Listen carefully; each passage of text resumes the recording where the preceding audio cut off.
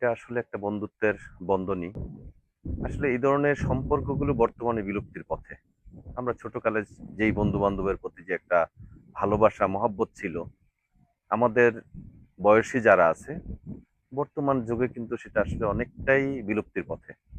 কারণ এই মুহূর্তে যা দেখা যাচ্ছে অধিকাংশ বাচ্চারাই মোবাইলের প্রতি আসক্ত হয়ে তারা গৃহবন্দী জীবনযাপন করছে। মোবাইলের আসক্ত হয়ে তারা মোবাইলে গেমস নিয়ে ব্যস্ত।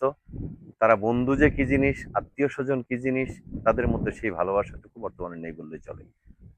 আমি মনে প্রাণে বিশ্বাস করি, আমাদের পরবর্তী প্রজন্ম যারা আছে, আমরা যে ধরনের কাজ করে যাচ্ছি, এই যে বাৎসরিক প্রোগ্রামগুলো আমরা বন্ধুত্বের একজন আরেকজনের প্রতি যে প্রেম, ভালোবাসা, এটুকু যদি ওরা দেখে, আমাদেরকে দেখে, হয়তো তারা উম পরবর্তীতে তারা এগুলো যদি চর্চা করে, তাহলে তাদের বন্ধুত্বের বন্ধন আরো সুদৃঢ় হবে।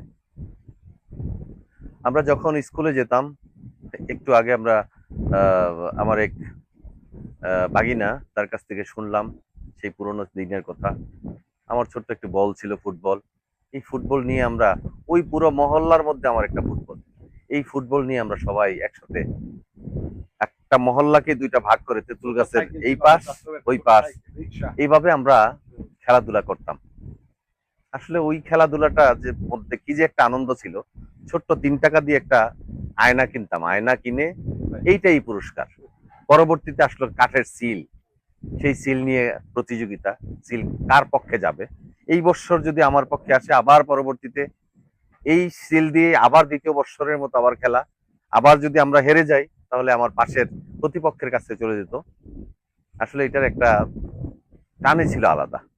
কিন্তু এখন আসলে এই জিনিসগুলো খুব একটা শূন্যতা তৈরি করেছে আমাদের পরবর্তী প্রজন্মের মধ্যে। এই জিনিসগুলো আমি ব্যক্তিগতভাবে কখন এখন দেখা যাচ্ছে না বলে মনে করি।